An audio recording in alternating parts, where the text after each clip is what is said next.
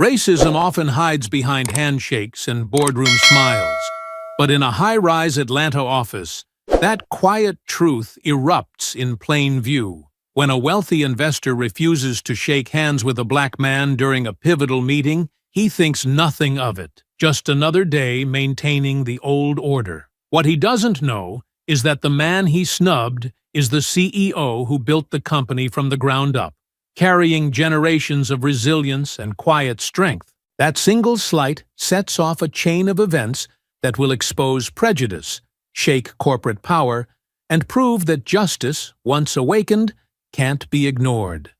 Before we go any further, comment where in the world you are watching from, and make sure to subscribe, because tomorrow's story is one you don't want to miss.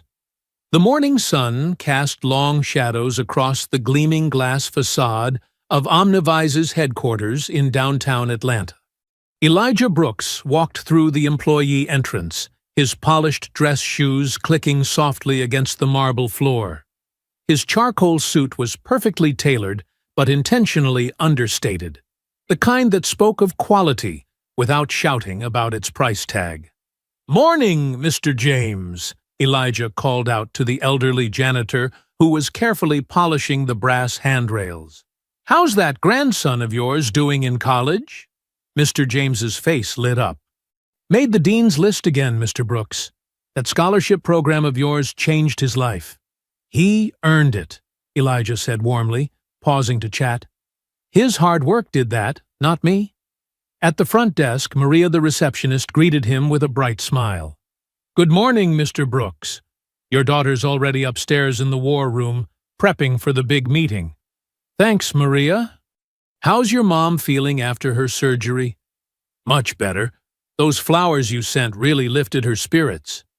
Elijah nodded, genuinely pleased. He'd learned from his mother that true leadership meant remembering the human details, the small things that made people feel seen. The executive elevator whispered him up to the 50th floor. His corner office offered a stunning view of the Atlanta skyline, but he headed straight for the executive briefing room, where his leadership team had gathered for their Monday morning meeting. 12 faces turned to greet him, but only Camilla stood. His daughter's sharp blazer and confident stance reflected everything he'd hoped she'd become: fierce, brilliant, and unafraid. At 26, she already commanded the room like a seasoned CEO. "The Whitmore team arrived early," she reported, handing him a sleek tablet. "They're settling into the client lounge on 49.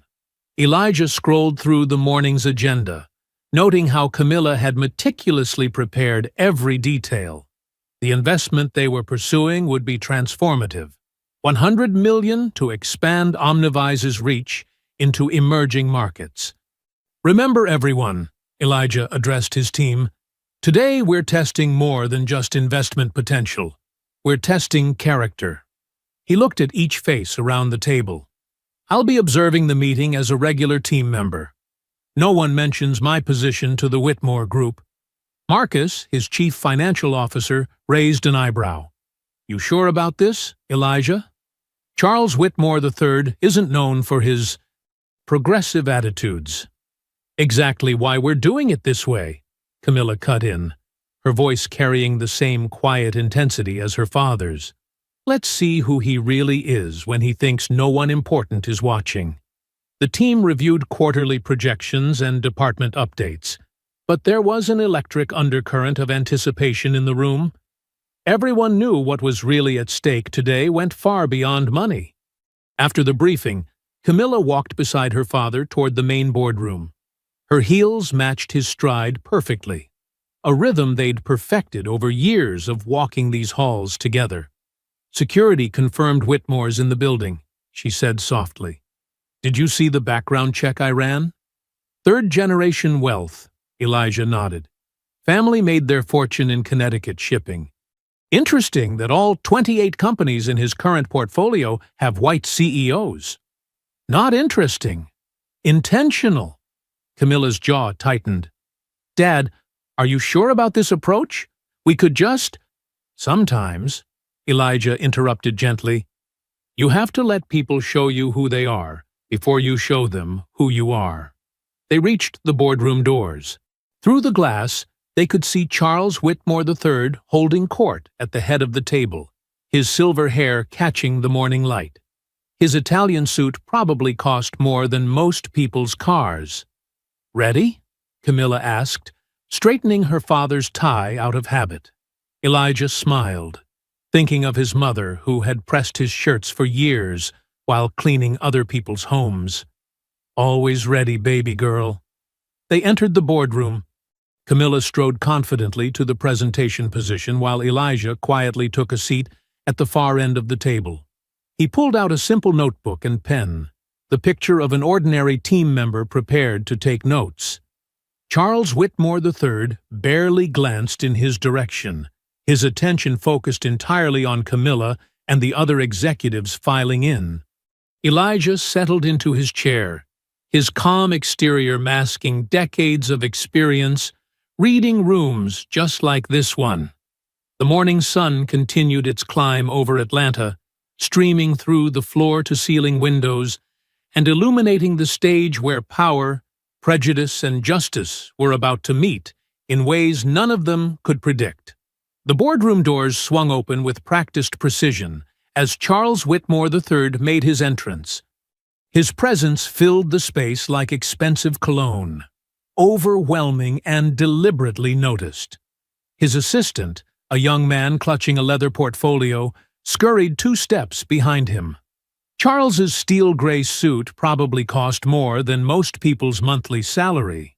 His monogrammed cufflinks caught the morning light as he extended his hand to Camilla, his smile calculated and practiced. "Ms. Brooks," he purred, holding her hand a moment too long. "Stunning presentation setup you have here. Very modern."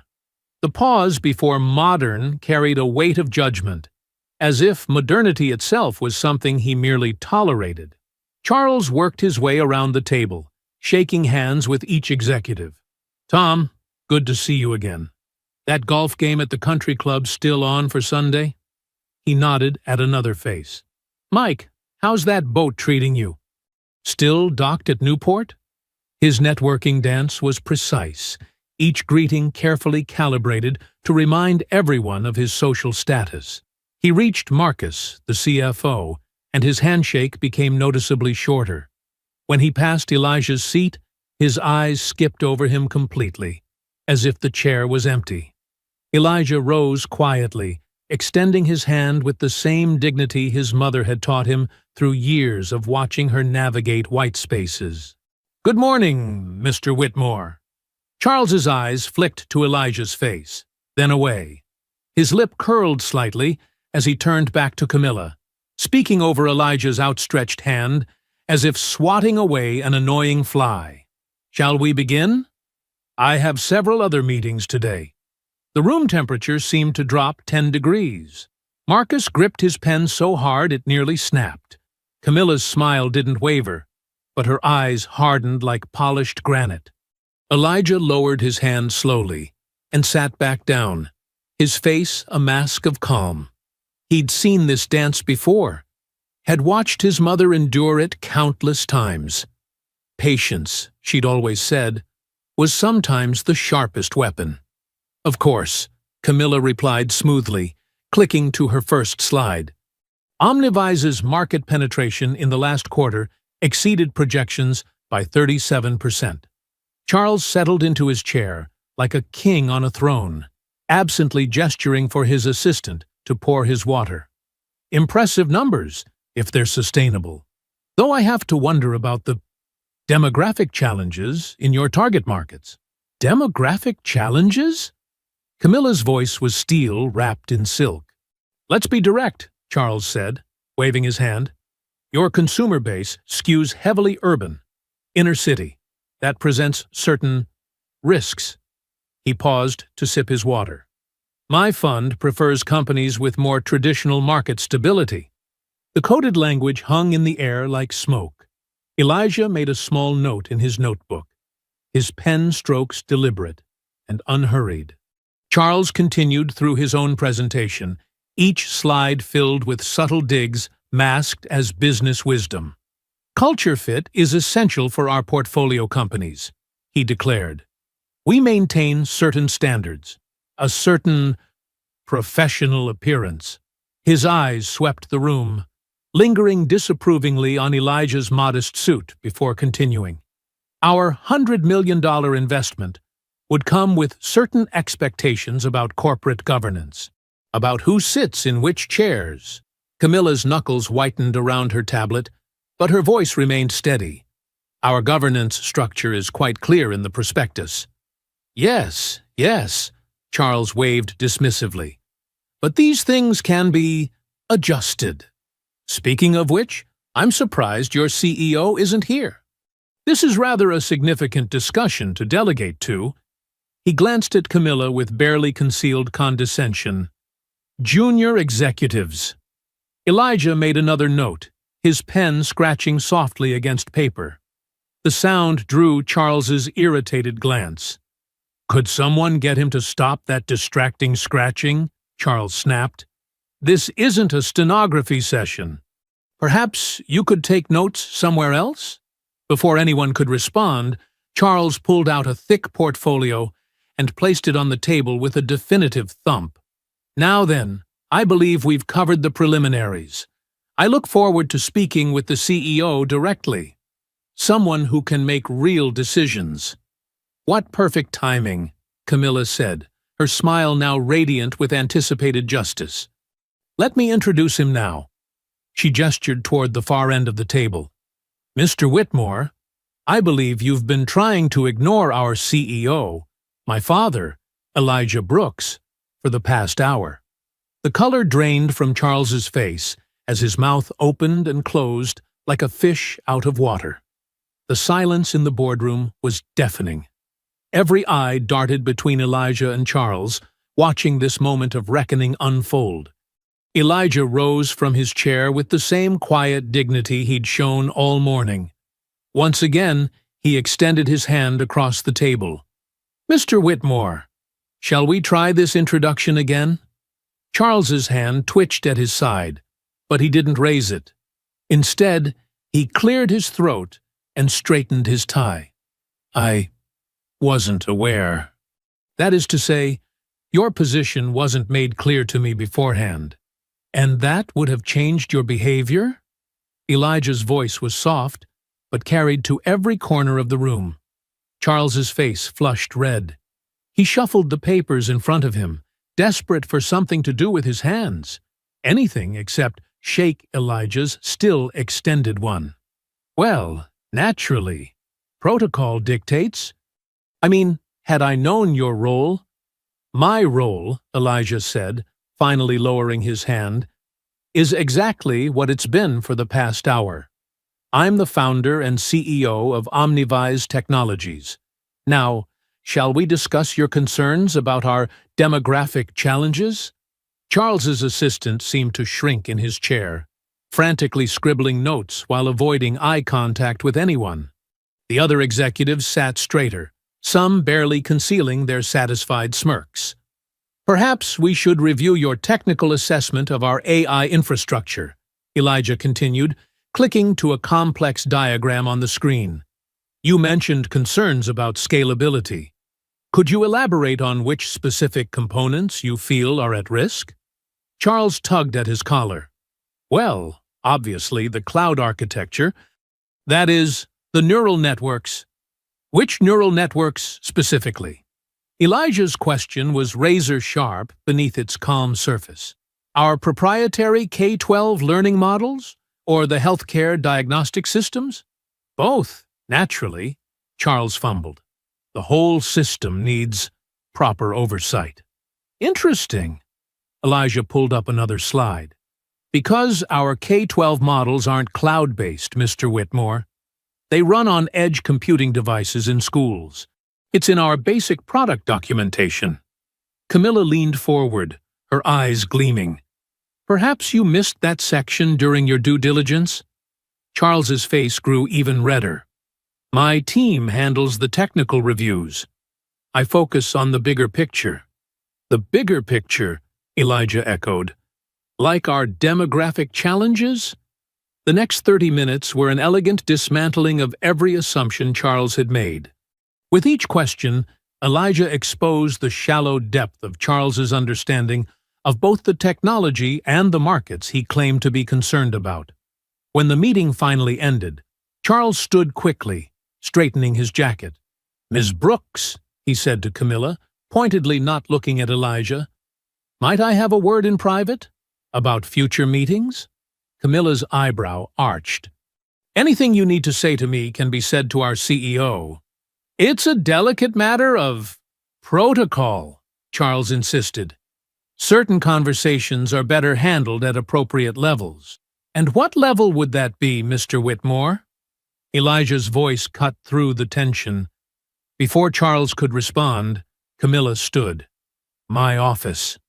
Both of you. Now." The walk to Camilla's office was silent, their footsteps echoing on the polished floors. Charles's assistant tried to follow, but one look from Camilla stopped him in his tracks. Inside her office, with its wall of windows overlooking Atlanta's skyline, Camilla turned to face Charles. "You wanted to talk about protocol?" Charles smoothed his tie again, a nervous habit becoming more pronounced. "I simply meant that future negotiations might proceed more smoothly with a different arrangement of participants." "Different participants?" Camilla's voice could have frozen hell. "I think we all know what Mr. Whitmore is suggesting," Elijah said calmly, "but I have a different proposal." He turned to his daughter. "Don't reject his offer yet." "What?" Camilla's shock was evident. "Let's give Mr. Whitmore a chance to demonstrate his commitment to understanding our company. A week-long immersion tour, perhaps?" Elijah's smile was peaceful, but his eyes were sharp. "Every department, every level. Full exposure to our culture and our people." "Dad, you can't be serious." "Let him dig his own hole," Elijah said, that calm smile never wavering. "Sometimes people need a longer rope to show everyone exactly who they are." Charles stood trapped between them, his carefully constructed world of privilege beginning to crack around the edges. He opened his mouth to object, but no words came out. The warm glow of Edison's soul food kitchen wrapped around Elijah like a familiar embrace. He'd chosen this restaurant deliberately. It was one of Atlanta's oldest black-owned establishments, where generations of civil rights leaders had broken bread and planned movements. The private dining room's walls were lined with black and white photographs documenting that rich history. "Dad, I still think you're being too generous," Camilla said, stirring her sweet tea. Around the large round table, Omnivise's executive team nodded in agreement. The aroma of freshly baked cornbread and slow-cooked collard greens filled the air. Elijah carefully wiped his mouth with a napkin. Sometimes the most powerful move isn't an immediate strike. It's giving someone enough space to reveal their true nature. Marcus Thompson, their chief technology officer, leaned forward. But after what he did today, the disrespect was plain as day. "That's exactly why this matters," Elijah replied. He gestured to a photograph on the wall, one showing Dr. King at this very restaurant. Change doesn't always come from confrontation alone. Sometimes it comes from forcing people to see themselves clearly. The waitress brought out plates of crispy fried chicken, mac and cheese, and sweet potato pie. As she arranged the dishes, Elijah thanked her by name. He'd known Miss Ruby for 20 years. "Here's what I'm thinking," Elijah continued, his voice taking on the quiet intensity that always commanded attention.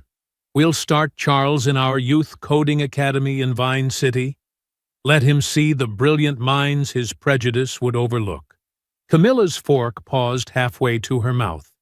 "The same kids he probably assumes can't even use a computer?" "Exactly," Elijah nodded. "Then we'll move him through our innovation labs, where our diverse engineering teams are developing AI that actually serves all communities, not just the privileged few." "And the community outreach programs?"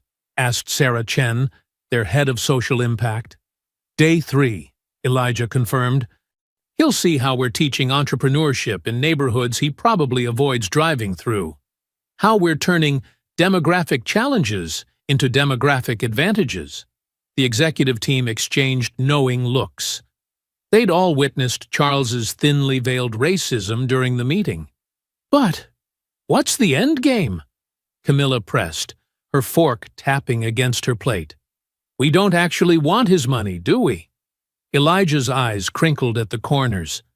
What we want is for every Charles Whitmore in every boardroom to understand. The future they fear is already here, and it's more brilliant than they could have imagined. You're going to make him face every assumption he's ever made, Camilla realized, a slow smile spreading across her face. Every single one, Elijah confirmed. And he'll have to do it publicly. His reputation depends on it now. The team spent the next hour planning the details. They would ensure Charles met their youngest coding prodigies, their most innovative engineers, their most successful community graduates. No escape routes, no comfortable excuses.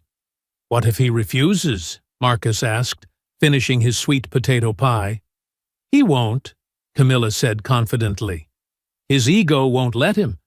He has to prove he's not what everyone in that boardroom saw today. Elijah nodded, dabbing his mouth one final time. Pride is a powerful motivator. So is fear of public shame. Later that evening, after the team had left, Camilla lingered with her father. The restaurant was quiet now, just the soft sounds of cleanup from the kitchen. You learned this from Grandma, didn't you? She asked softly. This way of dealing with people like Charles? Elijah's eyes grew distant. Your grandmother cleaned houses for men like Charles. She knew their wives, their children, their secrets. She taught me that sometimes the most powerful thing you can do is let people reveal themselves while you watch and wait. But she never had the power you have now, Camilla pointed out. No, Elijah agreed. Which is exactly why we have to use it wisely. The next morning, Charles Whitmore III sat at his mahogany desk in his Connecticut office, staring at the formal invitation that had just arrived by courier. The heavy cream-colored paper bore Omnivise's embossed logo. You are cordially invited to participate in the Omnivise Founders Experience Week. Join CEO Elijah Brooks for an exclusive inside look at our company's culture, innovation, and community impact. Your unique perspective as a potential strategic partner would be invaluable. Charles's hand trembled slightly as he read the words. His assistant hovered nervously nearby, waiting for a response. After a long moment, Charles picked up his Montblanc pen and checked the Accept with Pleasure box. He couldn't refuse. Not after yesterday's debacle. This was his chance to repair the damage, to show he was open-minded and progressive. Send this back immediately, he told his assistant, and clear my calendar for next week. Little did he know, Elijah was at that very moment reviewing the final details of Charles's itinerary, each day carefully designed to dismantle another layer of prejudice. The trap was set, baited with Charles's own pride and desperation to save face. The converted warehouse stood like a beacon in downtown Atlanta, its red brick walls freshly restored and its windows gleaming in the morning sun. The Omnivise Community Innovation Center's sign proudly displayed its mission, building tomorrow's tech leaders today. Charles Whitmore III tugged at his designer tie, already feeling out of place. His Italian leather shoes clicked against the polished concrete floor as he entered the building, his assistant, Thomas, trailing behind with a tablet and portfolio. Good morning, Mr. Whitmore. A young black woman in a crisp blazer greeted them at the reception desk. I'm Dr. Keisha Washington, Director of Engineering Education. Charles blinked, caught off guard by her title. Doctor of Computer Science and Artificial Intelligence, MIT, she replied smoothly. Shall we begin the tour? The first stop was an open-concept workspace, where dozens of engineers huddled around large screens, discussing code and system architecture. The steady hum of focused conversation filled the air. "This is our primary development hub," Dr. Washington explained. "We're currently working on an AI-driven healthcare platform that addresses historical bias in medical data sets." A young man with dreadlocks and wire-rimmed glasses approached them. "Mr. Whitmore, welcome. I'm Marcus Chen, lead AI architect. Would you like to see our latest neural network implementation?" Charles nodded stiffly, his eyes darting between Marcus's casual tech company attire and the complex diagrams on his screen. "It's quite impressive that you've mastered such complex technology." Marcus's smile didn't waver, but his eyes hardened slightly. "Well, I did graduate top of my class at Stanford before earning my PhD at Carnegie Mellon. Mastering technology is what we do here." They moved through various departments, each stop revealing another layer of excellence that seemed to unsettle Charles more and more. In the UX design studio, a team of Black and Latina women presented their award-winning interface designs. In the blockchain division, a young man in a kufi cap explained their groundbreaking work in decentralized finance. "Remarkable," Charles kept saying, his tone growing increasingly strained. "So inspiring to see these kinds of opportunities being provided." Thomas, his assistant, winced at each backhanded compliment. He noticed how the professionals exchanged knowing looks, their patience wearing thin beneath polite smiles. In the artificial intelligence lab, they met Dr. James Baldwin, no relation, he joked, who was leading a team developing facial recognition software that actually worked accurately across all skin tones. "You see, traditional AI has shown significant bias," Dr. Baldwin began.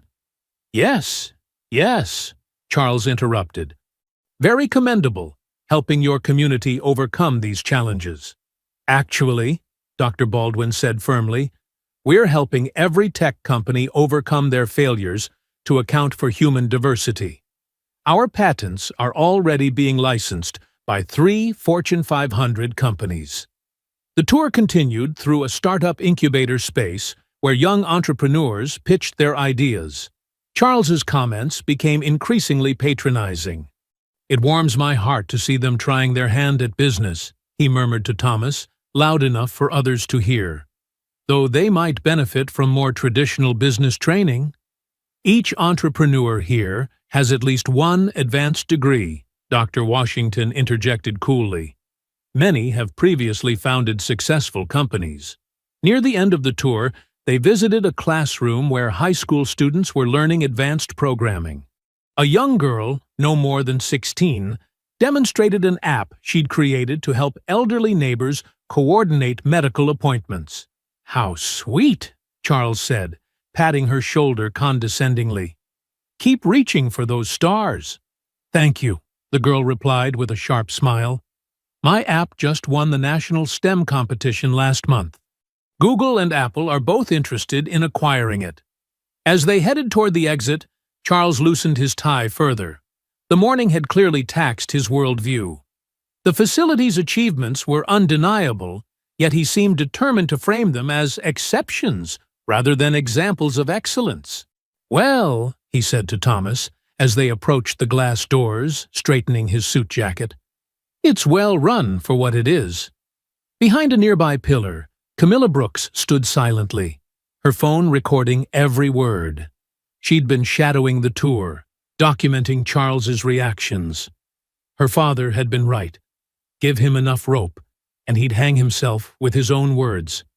Thomas glanced back nervously, having spotted Camilla earlier, but choosing not to alert his boss.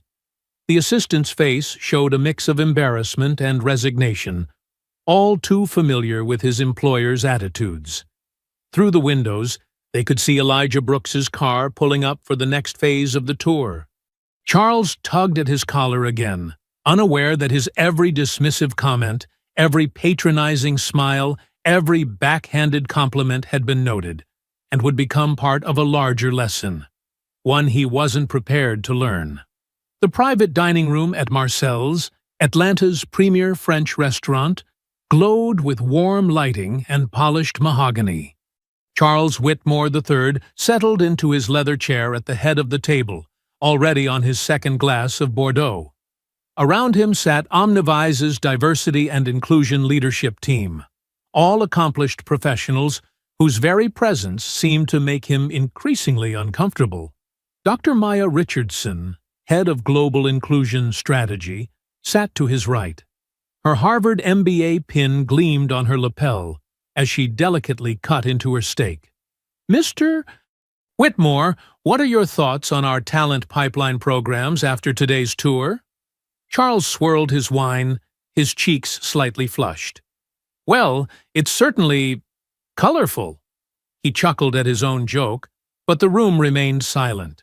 "What I mean is, while these initiatives are admirable, we must consider the broader business culture."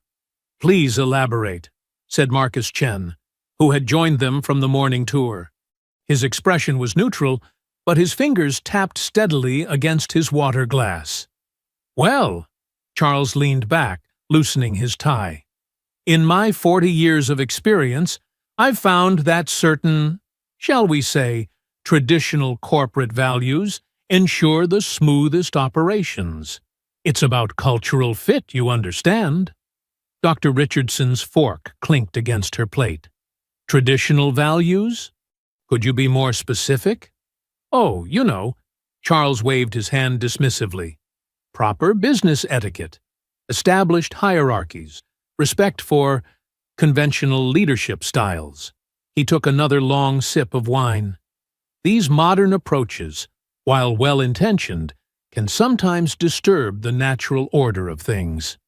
Across the table, Camilla Brooks discreetly typed on her phone under the table, "He's hanging himself. Every word is pure gold." She sent the text to her father, then looked up with a practiced smile. "Natural order?" she prompted innocently. "Please tell us more about that, Mr. Whitmore." The wine had loosened Charles's tongue considerably. "Take dress codes, for instance. I noticed quite a few unusual choices today. Dreadlocks, ethnic garments. It's not what clients expect in a serious business environment." Several team members exchanged glances. Dr. Richardson cleared her throat. "Our dress code celebrates authenticity while maintaining professionalism. It's actually increased productivity and client satisfaction." Yes, Charles chuckled patronizingly. "But what about the optics? Major investors might be less understanding." "Less understanding of what, exactly?" Marcus asked quietly. Charles missed the dangerous edge in Marcus's tone. "Well, when I started in venture capital, we had certain standards. Not everyone is ready for such a diverse approach. Some of my colleagues might need convincing that this isn't just some social experiment." Camilla's phone buzzed with her father's response. "Let him talk. Every word is a nail in his own coffin." The conversation continued through dinner, with Charles growing more candid with each glass of wine. He told tone-deaf jokes about urban culture, repeatedly referred to the women present as girls, and suggested that perhaps some departments needed a firmer hand to maintain proper standards. Back in his suite at the St. Regis, Charles loosened his bow tie and settled at the desk with his leather-bound notebook. His assistant Thomas arranged documents nearby, his face carefully blank. "Take this down," Charles instructed, his words slightly slurred. "Engineering department. Too casual. Needs structure. Suggest proper dress code enforcement." He paused to sip from his scotch. "AI division. Concerning lack of traditional hierarchy. Recommend management restructuring." Thomas typed quietly on his tablet, his jaw tightening with each note. "And that community program," Charles continued, "while admirable, requires significant oversight. Perhaps we should suggest more experienced leadership." Thomas finally spoke up. "Sir, If I may, I believe you might be misreading the situation. Charles looked up sharply. Oh? These teams are highly effective. Their metrics exceed industry standards. And Dr. Washington's leadership is actually studied at business schools as a model of innovation management. Come now, Thomas, Charles scoffed. You're letting optics cloud your judgment. I've built billion-dollar companies. I know what works. Sir, Thomas persisted carefully, Omnivise's culture is precisely why they're outperforming their competitors. Their unusual approach is actually their strength. Charles waved him off. Just note my recommendations. We'll need to make significant changes once the investment goes through. He turned back to his notebook, missing Thomas's concerned expression. More notes, Charles muttered, writing unsteadily. Diversity team, excessive influence on operations. Suggest relegating to HR only. He paused, frowning at his own handwriting. And that Dr. Richardson. Too aggressive for a girl. Needs to learn her place. Thomas stood abruptly, gathering his tablets. Sir, I really must insist. That will be all, Thomas. Charles cut him off sharply. We can finish the notes tomorrow. Good night. Thomas hesitated at the door, watching his boss scribble more notes with an increasingly unsteady hand. The assistant's face showed clear concern, knowing these recommendations would only dig his employer deeper into trouble. The morning sun streamed through the curved glass walls of Omnivise's Innovation Center. Elijah Brooks stood in the lobby, hands clasped behind his back, watching Charles Whitmore III emerge from his chauffeured car. The venture capitalist's steps were slower than usual, likely nursing a hangover from the previous night's wine-fueled dinner. Good morning, Mr. Whitmore, Elijah said pleasantly. I trust you slept well? Charles adjusted his tie, squinting slightly at the bright atrium. Quite well, thank you. Though I must say, I expected your head of operations to conduct today's tour. I prefer to handle certain aspects personally, Elijah replied, gesturing toward the security gates, especially when it comes to our crown jewel. They passed through the sleek security checkpoint, where Charles noticed every guard was impeccably dressed in suits that matched the caliber of his own. This detail seemed to unsettle him slightly. The Innovation Lab sprawled across 3 floors, connected by floating glass staircases. Holographic displays flickered between workstations, showing complex data models and architectural renderings. The space hummed with quiet intensity as engineers and designers moved purposefully between projects. This is where we develop our next-generation AI systems, Elijah explained, leading Charles past a row of quantum computing stations. Every piece of technology you see here was developed in-house. Charles nodded, trying to maintain his usual air of authority, despite being clearly overwhelmed. Impressive hardware, certainly. Though I wonder about the, expertise level of your team. You can ask them yourself, Elijah said, approaching a curved desk where a young woman sat surrounded by floating holographic displays. Mr. Whitmore, meet Dr. Adana Okoro, our lead systems architect.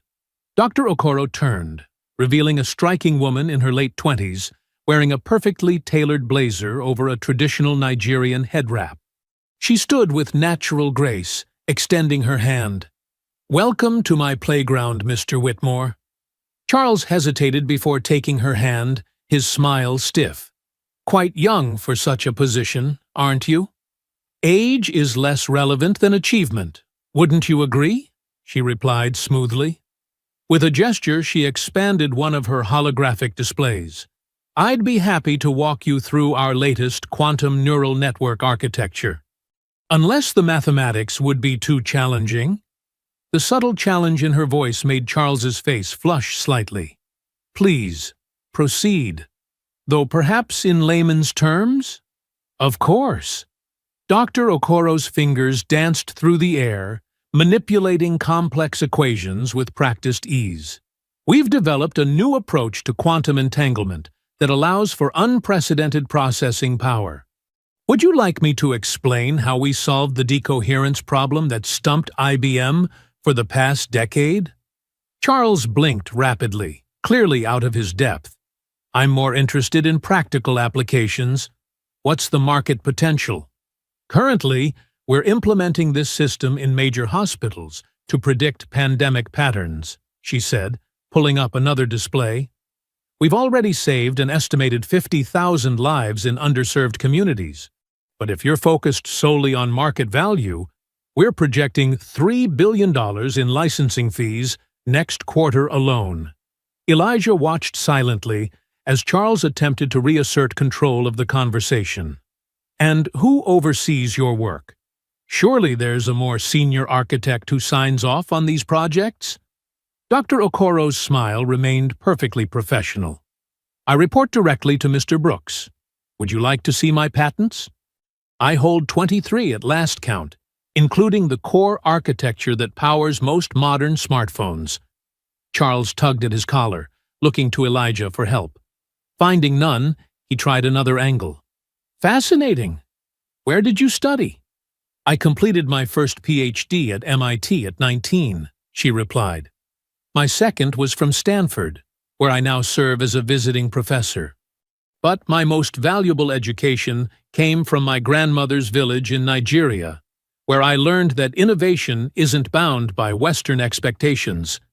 The tour continued through the lab, with Dr. Okoro calmly dismantling every attempt Charles made to question her expertise. Her knowledge wasn't just comprehensive, it was revolutionary, and they both knew it. Later that evening, in his private office overlooking Atlanta's skyline, Elijah sat alone at his desk. The city lights twinkled below, but his attention was fixed on an old photograph in his hands. The image, worn at the edges, showed a young black woman in a maid's uniform standing outside a magnificent Connecticut mansion. She wore the same quiet dignity that Elijah carried now, even as she held a mop in her weathered hands. He ran his finger gently across his mother's face in the photograph. The Whitmore family mansion loomed behind her, a symbol of the wealth she helped maintain but could never access. Another photo showed her serving at one of the Whitmore's famous garden parties, invisible to the wealthy white guests she served. Elijah placed the photos carefully on his desk, remembering how his mother would come home exhausted but still help him with his homework, how she had saved every extra penny to buy him his first computer, how she had whispered to him every night, "They may own the house, but they don't own your mind." The confrontation with Charles was no longer just about business. Every dismissive glance, every condescending comment, echoed decades of ignored dignity and dismissed potential. Elijah straightened the photographs with precise movements, his mother's quiet strength flowing through his veins. The sun was setting over Atlanta's Buckhead district as Charles's car pulled up to Elijah Brooks's residence. The house, while impressive, wasn't the ostentatious mansion Charles had expected. Instead, it was a tastefully renovated historic home with clean lines and warm lighting spilling from its windows. Elijah greeted Charles at the door himself, dressed casually in a charcoal sweater and slacks. "Welcome to my home, Mr. Whitmore." Charles nodded stiffly, holding out a bottle of wine. "Thank you for the invitation. Though I must say, this is rather unconventional. Sometimes the best business discussions happen outside the boardroom," Elijah replied, leading Charles through the foyer. The walls were lined with photographs in simple black frames, creating an intimate gallery of memories. The dining room was set for two, with fine china and crystal glasses that spoke of refined taste without flashiness. A private chef served their first course, a delicate butternut squash soup that Charles had to admit was excellent. "Your home is different than I imagined," Charles said, his eyes wandering to the photos on the walls.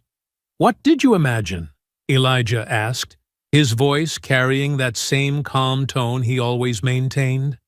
Charles shifted in his chair.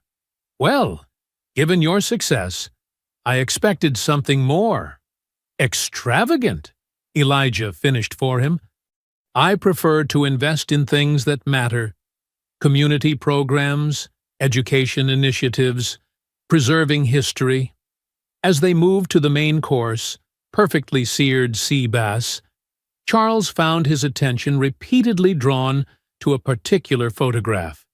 It showed a young black woman in a simple dress, standing proudly next to a young boy in a graduation cap and gown. "Your mother?" Charles asked, gesturing to the photo with his wine glass. "Yes," Elijah said softly. "That was my elementary school graduation. She worked 3 jobs to put me through private school." Charles nodded absently, taking another sip of wine. "What kind of work did she do?" "Mainly domestic work," Elijah replied, watching Charles carefully. "She cleaned houses in Connecticut for wealthy families. Worked her way up to head housekeeper for some of the most prominent names in Greenwich." Charles's wineglass paused halfway to his lips. "Connecticut, you say?" "Yes," Elijah continued, his voice measured. "In fact, one of her longest positions was with a family named Whitmore.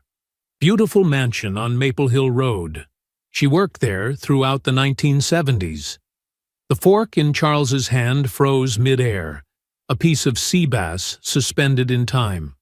His face drained of color as memory stirred in his mind. "The house had a grand staircase," Elijah continued, "with a curved banister that took hours to polish. Mother would come home with aching hands from the work, but she never complained. She was particularly proud of keeping the crystal chandelier spotless." Charles set down his fork with a slight tremor. I don't recall." "You wouldn't," Elijah said. "The help was meant to be invisible. But she remembered you, Charles. She remembered how you never looked her in the eye, even when she served your breakfast every morning for 15 years. The private chefs silently cleared their plates, replacing them with dessert neither man would touch. The ticking of a grandfather clock echoed through the room. "She saved every extra dollar she earned in that house," Elijah continued, his voice still calm but carrying the weight of decades. "Put it all toward my education. Said she wanted me to sit at tables like the ones she cleaned." Charles reached for his water glass, his throat suddenly dry. "That was a different time." "Was it?" Elijah asked, raising an eyebrow. 4 days ago, you wouldn't shake my hand in my own boardroom." The rest of the dinner passed in uncomfortable silence. Charles barely touched his dessert, his mind clearly elsewhere. When he finally left, Elijah watched from his doorway as the car disappeared into the night. In his hotel suite later that night, Charles lay awake, staring at the ceiling. Fragments of memories floated through his mind. A quiet woman in a gray uniform, moving efficiently through their house. How she would appear and disappear like a ghost, keeping their world pristine, without ever being acknowledged. He vaguely remembered her face now. The same quiet dignity he recognized in Elijah. The same careful way of moving through spaces dominated by others. She had served countless dinner parties, holiday celebrations, and business meetings, always maintaining that invisible barrier between served and server. Charles shifted uncomfortably in his bed, remembering more details. How she would sometimes bring her young son to work when school was closed. A serious boy who sat quietly in the kitchen reading books. Had that been Elijah? The thought made his stomach turn. The city lights cast shifting shadows across his hotel room as Charles confronted memories he'd never thought to examine before. The maid who had kept their home running smoothly for all those years. What had her name been? He couldn't even remember that much. Morning light streamed through the floor-to-ceiling windows of Camilla's corner office at Omnivise. She was reviewing the gala preparations for that evening when her phone buzzed with an unexpected email notification. From Helen, WhitmoreEdgemail.com.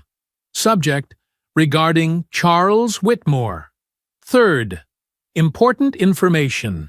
Camilla sat up straighter, her fingers hovering over the screen. She'd heard of Helen Whitmore, the daughter Charles never mentioned, who disappeared from Greenwich's social circles years ago. The email was direct. Ms. Brooks, I've been following the situation with my father at Omnivise. There's information you should have about his investment practices. I left the family business years ago because of his discriminatory policies, but I kept documentation. Would you be willing to meet? Camilla's heart raced as she dialed Helen's number. The voice that answered was soft, but determined. Thank you for calling, Helen said. I've been watching this unfold from afar. My father, he hasn't changed. We'd love to hear your perspective, Camilla replied, trying to contain her excitement. I have emails, hundreds of them. Internal memos about cultural fit requirements for investments. Lists of companies rejected solely because of their founder's race. He's been systematically blocking minority-owned businesses from accessing capital for decades. Camilla's fingers flew across her keyboard, taking notes. Would you be willing to share these documents? I already have them prepared, Helen said. I've been waiting for the right moment. When I saw him refuse to shake Mr. Brooks's hand, it brought back every painful memory. Helen's voice cracked slightly. I left home at 23. My mother was black, one of his college girlfriends. He kept us a secret until he couldn't anymore. When I started questioning his business practices, pointing out the racism, he told me I was too emotional about these things. Camilla leaned back in her chair, absorbing the weight of Helen's words. That must have been incredibly difficult. It was. But walking away was the best decision I ever made. I've built my own life, working in diversity advocacy. But these documents, they could expose everything. Would you be willing to meet in person? Camilla asked. I'm actually in Atlanta now, Helen replied. I flew in last night. I knew the gala was coming up, and, well, timing is everything. They arranged to meet at a quiet cafe near Omnivise headquarters.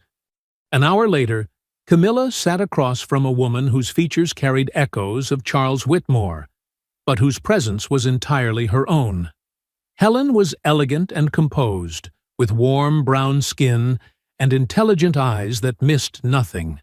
Helen slid a USB drive across the table. Everything's here. Email threads, meeting minutes, internal memos spanning 15 years.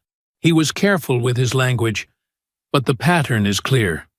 Camilla picked up the drive, feeling its weight. Not just physical, but historical. This could change everything. That's what I'm hoping for, Helen said. But there's something else you should know. She pulled out her phone, showing Camilla a series of recent texts from Charles's assistant. Thomas has been keeping me informed.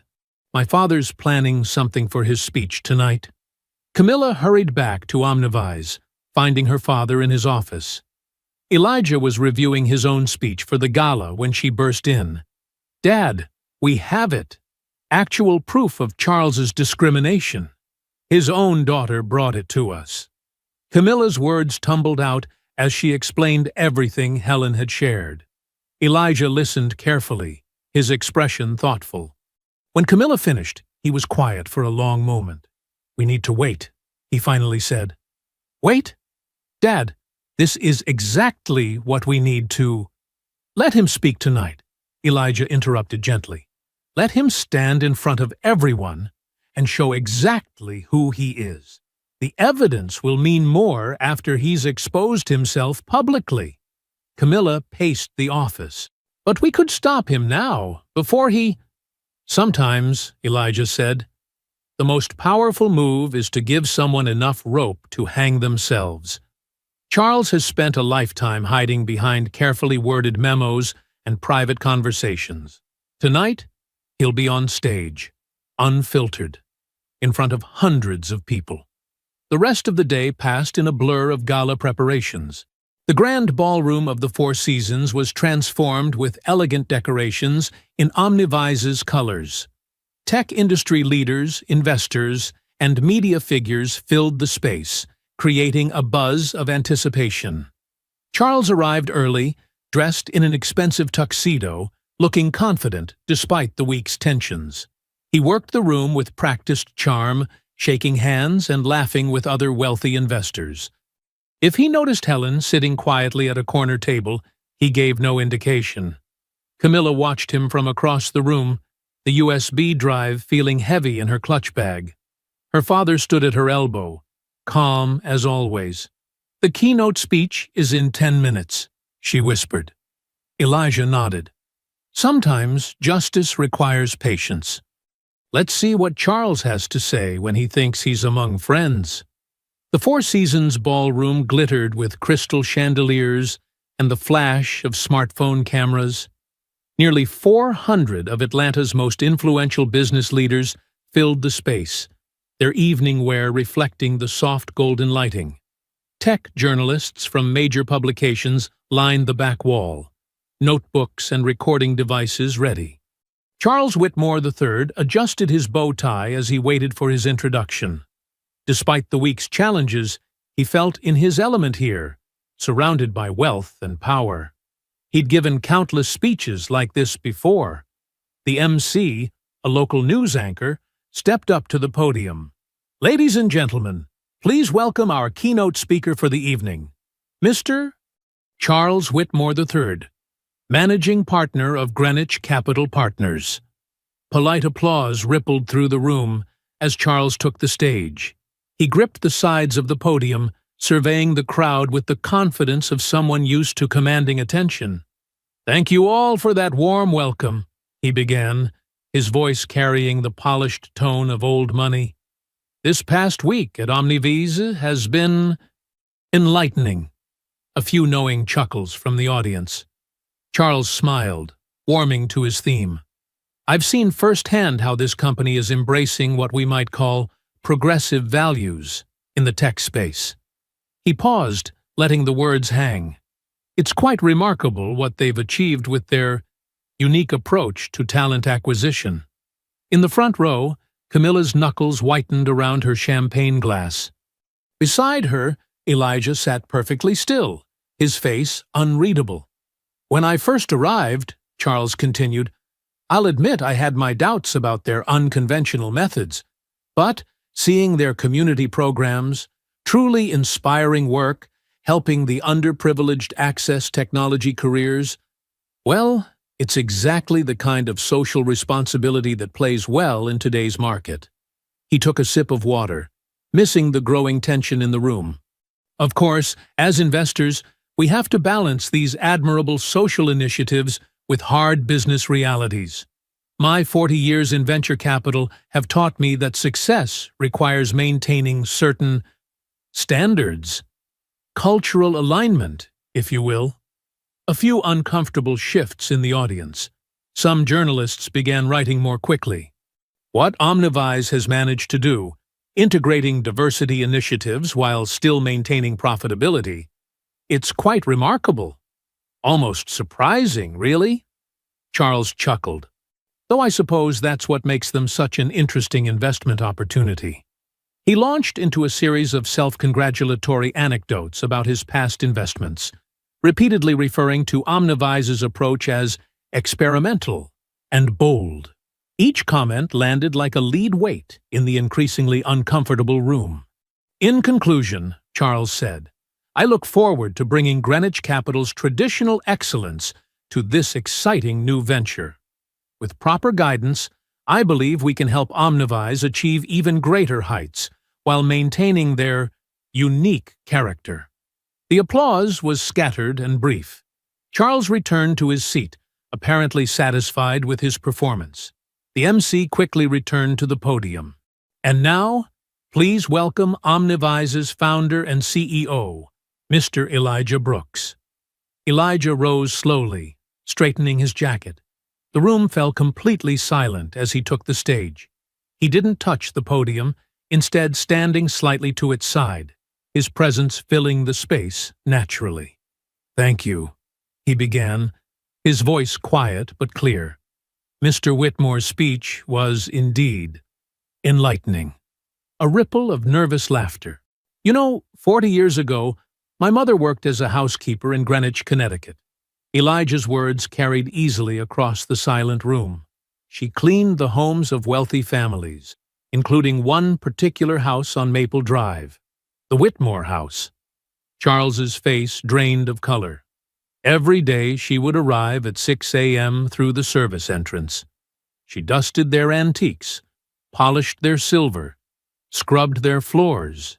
"She did this so I could attend good schools, so I could have opportunities." Elijah's voice remained measured, but it carried decades of quiet power. "What Mr. Whitmore calls unconventional methods, we call merit-based hiring. What he terms experimental, we call excellence. What he views as surprising success, we recognize as the natural result of removing artificial barriers." The room was absolutely still. Every eye was fixed on Elijah. The truth about success in America isn't about cultural alignment or maintaining standards. Those are just code words, aren't they, Mr. Whitmore? Code for keeping certain people out, certain doors closed. Elijah stepped forward slightly. "Success is built on the labor of people like my mother. People who were denied opportunities but never stopped working, never stopped believing, never stopped pushing those doors open for the next generation." Several people in the audience were nodding. A few had tears in their eyes.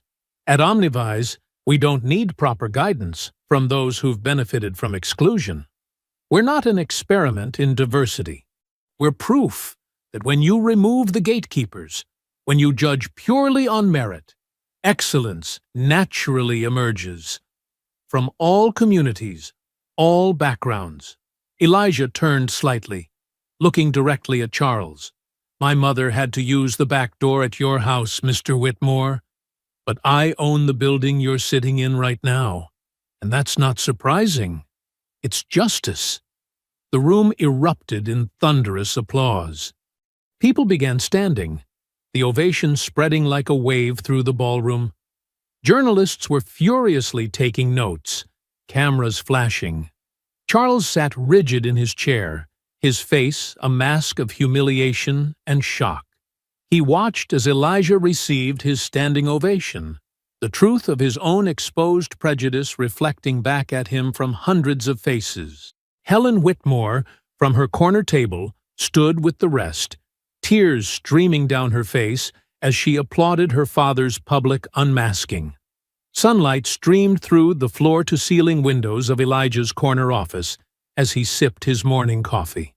The Atlanta skyline stretched out before him, but his attention was fixed on his computer screen. His inbox notification had chimed at 6:45 a.m. An email from Helen Whitmore. Camilla burst through the door without knocking, her laptop clutched to her chest. "Dad, have you seen what Helen sent?" "I'm looking at it now," Elijah said quietly, gesturing for her to sit. Camilla pulled up a chair next to him, opening her own laptop. "There are hundreds of emails here. 10 years of correspondence. It's exactly what we thought, but worse." They scrolled through email after email, each one more damning than the last. Charles Whitmore's prejudices lay bare in black and white, carefully worded but unmistakable in their intent. From Charles Whitmore, GreenwichCapital.com, to Investment Committee, Greenwich Capital. Subject, Investment Guidelines Update. Confidential Team. Following our recent discussion about portfolio diversity, I want to clarify our approach. While we publicly support inclusion, our primary focus remains on teams that align with our traditional values. Please flag any urban-led startups or diverse teams with activist leanings for additional scrutiny. We need to maintain our standards. Cultural fit is paramount. I trust you understand my meaning. Regards, Charles. "Look at this one," Camilla said, pointing to another email thread. He explicitly told his team to find reasons to reject any company with black leadership. From Charles.Whitmore, GreenwichCapital.com to Sarah Peterson, GreenwichCapital.com. Subject: Tech-Fusion Proposal. Sarah, I reviewed the Tech-Fusion pitch. While their numbers are strong, I'm concerned about their leadership's background. Find some issues with their market analysis or governance structure. We need a diplomatic way to pass. Remember our conversation about maintaining the right image for our limited partners? Elijah leaned back in his chair, his expression thoughtful. Helen must have been collecting these for years. There's a note from her, Camilla said, opening another document. She says she started saving them after she left the family. She knew someday they might matter. The morning light caught the edges of family photos on Elijah's desk. His mother in her Sunday best, Camilla's graduation from Harvard, the opening of Omnivise's first office. Generations of struggle and triumph captured in silver frames. "What do you want to do with these?" Camilla asked, though her tone suggested she already had a plan. Elijah studied his daughter's face. "You're thinking about sending them to the press." "Anonymously," Camilla nodded. "I have contacts at TechCrunch and the Wall Street Journal. They've been following the gala story already. This would blow it wide open." "The consequences would be severe," Elijah said carefully. "Not just for Charles, but for everyone at Greenwich Capital. A lot of innocent people could be affected." Camilla stood up, pacing the office. "And how many innocent people have been affected by his discrimination? How many brilliant founders never got funding because they didn't fit his traditional values?" She stopped at the window, looking out over the city. "This isn't just about revenge, Dad. It's about exposure. The whole system needs to see itself in the mirror." Elijah was quiet for a long moment. Finally, he nodded. "Do it, but be careful. Make sure the documents can't be traced back to Helen." Camilla sat down at her laptop, her fingers flying over the keys. She had prepared encrypted emails to 3 trusted journalists, attaching key documents with personal information redacted. Within minutes, the messages were sent. "Now we wait," she said, closing her laptop. They didn't have to wait long. By 10 a.m., their phones started buzzing with notifications. The first story broke on TechCrunch. Exclusive. Leaked emails reveal systematic discrimination at top VC firm. The Wall Street Journal followed an hour later. Greenwich Capital partner Charles Whitmore III implicated in bias scandal. The business world's reaction was swift and fierce. Whitmore emails started trending on Twitter. CNBC ran breaking news segments. Charles's face appeared on financial news channels, his gala speech from the previous night now playing alongside screenshots of his damning emails. By noon, Greenwich Capital's PR team had released a desperate statement about investigating the allegations and maintaining high ethical standards. But the damage was done. Elijah's phone rang, a board member from another venture capital firm seeking his comment. He let it go to voicemail. Camilla's screen showed dozens of messages from tech reporters wanting statements.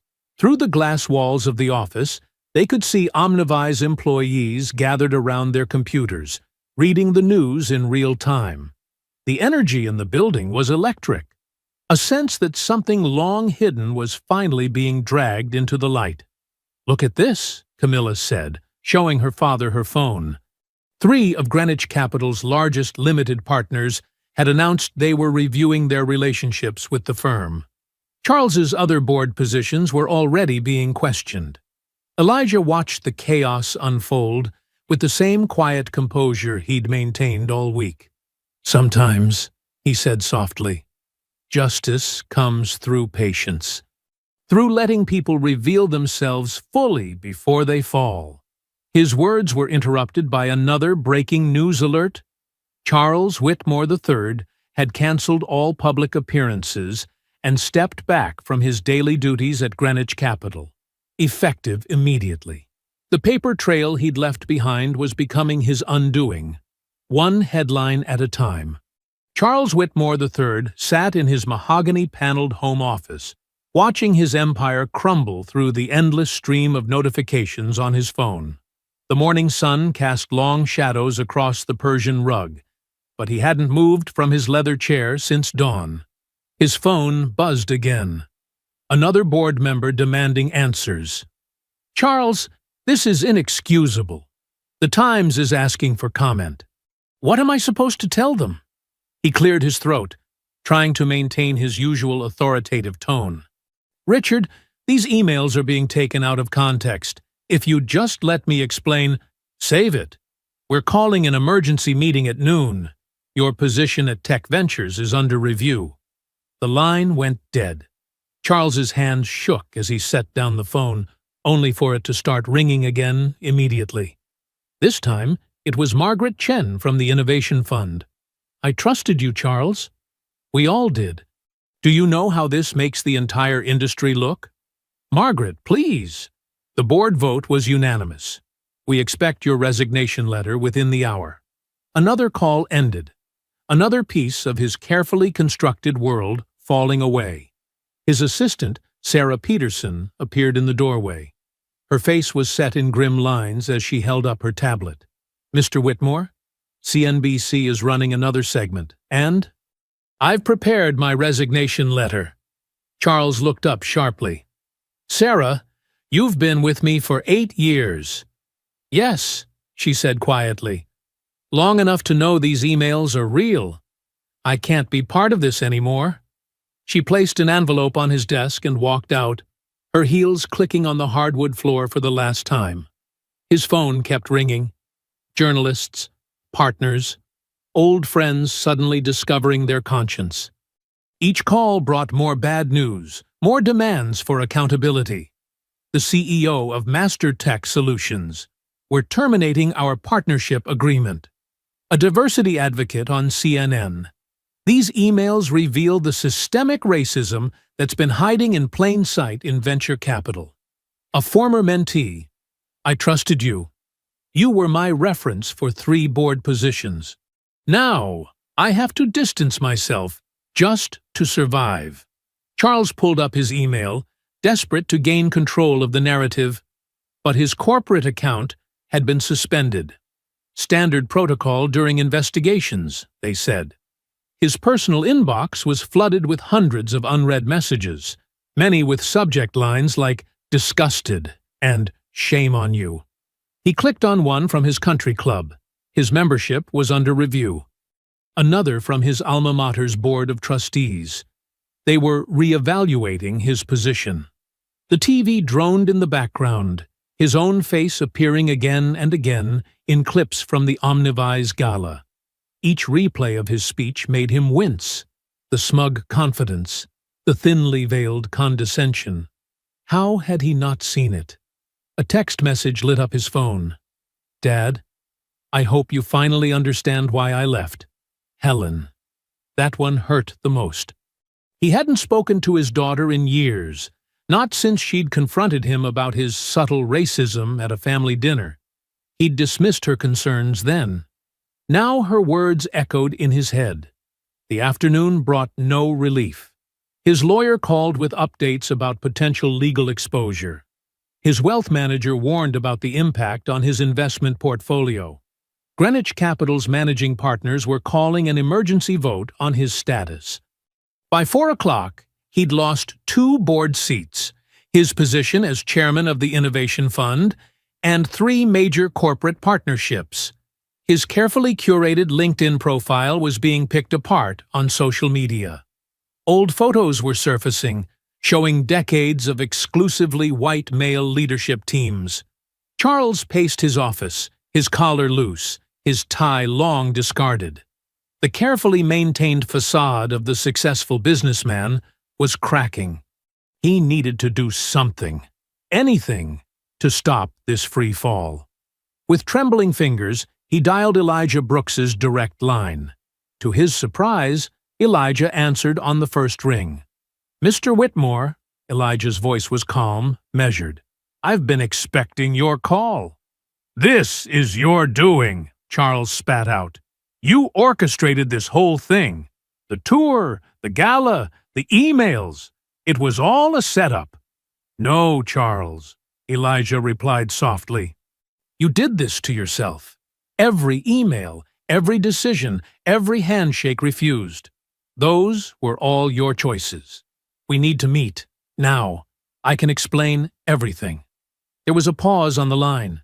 Charles could hear his own ragged breathing. All right, Elijah said finally. But we meet on my terms. The community center where we started the tour. 1 hour. A community center? I'm not going back there. My office. The community center, Elijah repeated firmly. Or not at all. Charles looked around his pristine office, at the awards and photographs that suddenly seemed meaningless. His phone buzzed with another incoming call. Probably more bad news. Fine, he said through gritted teeth. 1 hour. He hung up and stared out his window at the manicured grounds of his estate. For the first time in his life, Charles Whitmore III felt truly powerless, and he was about to walk into the lion's den. The community center's fluorescent lights hummed overhead as Charles Whitmore III pushed through the double doors. His Italian leather shoes squeaked against the freshly waxed floor, echoing through the empty gymnasium. The space felt different now, more imposing, less like the convenient backdrop for corporate philanthropy he'd once considered it. Elijah Brooks stood at center court, hands in the pockets of his charcoal suit pants.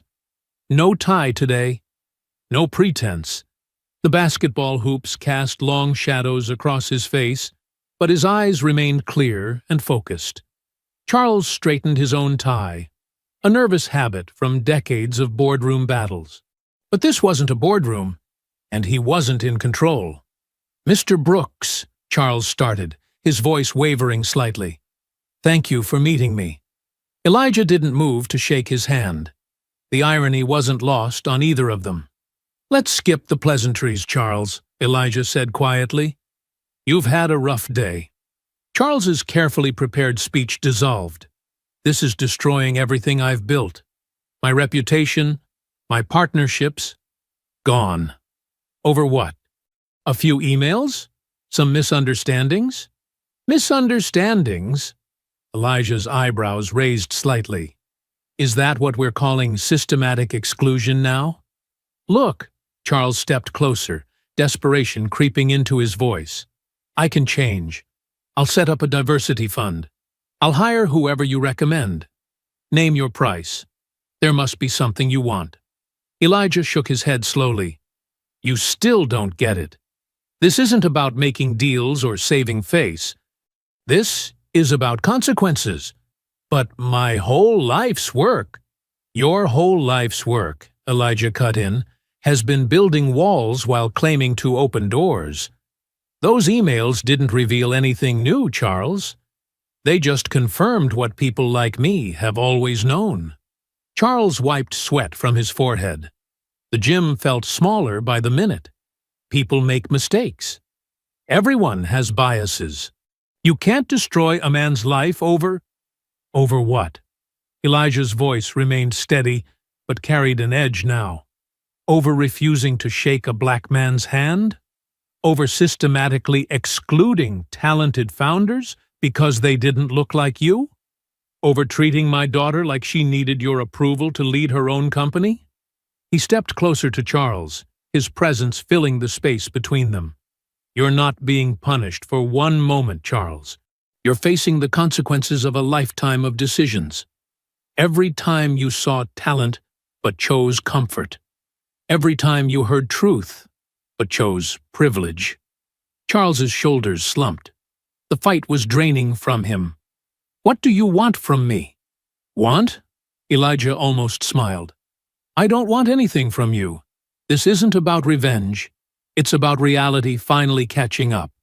He gestured to the empty gym around them. You stood right here 3 months ago, lecturing kids about pulling themselves up by their bootstraps. You got your photo op, your PR boost, but you never once looked those children in the eyes and saw their potential. You never once considered that they might be the next generation of founders and CEOs. Charles remembered that day, how he'd rushed through the speech, barely glancing at the young faces in the crowd. He'd been more concerned with making his golf tee time. You refused to shake the hand of a man you didn't even try to know, Elijah continued. Not because of my capabilities, my achievements, or my character, but because you'd decided, long before you met me, exactly who was worthy of your respect. The words hung in the air, heavy with truth. Charles thought of Helen, his daughter, and all the times he'd dismissed her concerns. He thought of the promising startups he'd passed over, the talents he'd ignored, the voices he'd silenced, all to maintain his comfortable version of the world. So, what happens now? Charles asked, his voice small in the vast space. Now. Elijah straightened his jacket. Now you do what the rest of us have always had to do.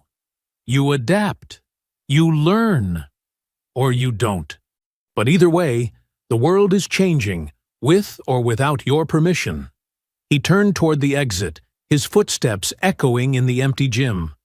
Charles stood rooted to the spot where he'd once posed for photos, feeling the weight of every decision, every dismissal, every refusal to see beyond his own privilege. "Mr. Brooks," Charles called out weakly. "I never meant to—" "That's the problem, Charles," Elijah said, pausing at the door. "You never meant to see us at all." The door closed behind him with a soft click, leaving Charles alone in the gymnasium. The space that had once been his stage for performative charity now felt like a courtroom where final judgment had been passed. Above him, the fluorescent lights continued their endless hum, illuminating everything he'd tried so hard not to see. The Omnivise headquarters main auditorium buzzed with anticipation. Camera crews adjusted their equipment while journalists filled the front rows, notebooks ready. The stage held a simple podium with the company's logo glowing softly behind it. Elijah Brooks stood in the wings, watching the crowd settle. His hand rested on a framed black-and-white photograph. His mother, Clara, young and determined, wearing her maid's uniform outside the Whitmore mansion. He'd brought it for strength, though he knew she'd been giving him that his whole life. Camilla appeared beside him, radiant in a deep purple suit. "Ready, Dad?" He nodded, squeezing her shoulder. "More than ready." The lights dimmed slightly as Elijah took the stage. Camera shutters clicked rapidly. He placed the photograph carefully on the podium, letting it face the audience. "Good morning," he began, his voice clear and measured. "Behind every fortune in America, there's a story we don't tell. Behind every mansion, every corporate tower, every legacy of wealth, there are people who cleaned the floors, worked the land, and built the foundations only to be written out of the story." He gestured to the photograph. "This is my mother, Clara Brooks, taken in 1972. She cleaned houses for wealthy families in Connecticut, including the Whitmore estate. She worked 14-hour days, earned less than minimum wage, and still managed to save enough to buy me my first computer." The room was completely silent now. "Today, I'm not here to announce another tech innovation or merger. I'm here to honor a different kind of innovation, the kind that comes from seeing people's true potential, regardless of their background." Camilla stepped onto the stage, followed by a tall, elegant woman with light brown skin, Helen Whitmore. The audience stirred with recognition. "I'm proud to announce the Clara Brooks Equity Fund, with an initial investment of $500 million, Elijah continued. "This fund will specifically support founders from historically excluded communities, not as charity, but as an investment in talent that others have foolishly overlooked." He turned to Helen, who stepped forward. "Ms. Helen Whitmore has agreed to serve as the fund's board chair. Her experience in equity-focused philanthropy, combined with her unique perspective on privilege and responsibility, makes her the perfect leader for this initiative. Helen approached the microphone, her voice steady despite the emotion in her eyes. My father, Charles Whitmore III, spent his career building walls. Today, I'm honored to help tear them down. This fund isn't about making amends, it's about making change. Cameras flashed as Helen and Elijah shook hands. The gesture carried weight, a symbolic reversal of the handshake that had started this journey. But there's one more announcement, Elijah said, smiling at Camilla. Every parent hopes their children will surpass them. Today, I'm proud to announce that Camilla Brooks will be assuming the role of CEO of Omnivise Technologies, effective immediately. The audience erupted in applause. Camilla stepped to the podium, her presence commanding the room just as her father's had. For too long, leadership in tech has looked one way, sounded one way, thought one way, she began. That ends now. Not gradually, not eventually. Now. She leaned forward slightly, her voice gaining intensity. To every young person who's been told to wait their turn. To every brilliant mind that's been overlooked. To every founder who's been told they don't fit the culture. Your time isn't coming. It's here. The energy in the room crackled. Journalists scribbled frantically. We're not asking for permission anymore. We're not waiting for gatekeepers to open doors. We're building our own doors, our own tables, our own future. Camilla's eyes swept the room. And to those who aren't ready for this change, get ready. Because we're not slowing down, we're not stepping back, and we're definitely not asking for approval. She gestured to the photograph of her grandmother. Clara Brooks cleaned houses so her son could build companies. He built companies so I could transform industries. That's not just a family story. It's the story of every family that's been pushed to the margins while carrying this country on their backs. The applause was thunderous now. Elijah watched his daughter, pride swelling in his chest. She'd taken everything he'd built and was already seeing beyond it, pushing further, demanding more. Leadership isn't just about who sits in the CEO's chair, Camilla continued. It's about who gets funded, who gets hired, who gets heard. Starting today, we're changing all of it. Not with gentle nudges, but with seismic shifts. She stood straighter, her voice carrying to every corner of the room. The face of leadership is changing. Permanently. Not because it's trendy, not because it's politically correct, but because talent doesn't have a single color, gender, or background. And it's about time our boardrooms reflected that reality. The audience rose to their feet. Helen wiped tears from her eyes. Elijah stepped forward to join his daughter, the photograph of Clara Brooks watching over them all. 3 generations of change, finally coming full circle. I hope you enjoyed that story. Please share it with your friends and subscribe so that you do not miss out on the next one. In the meantime, I have handpicked 2 stories for you that I think you will enjoy. Have a great day.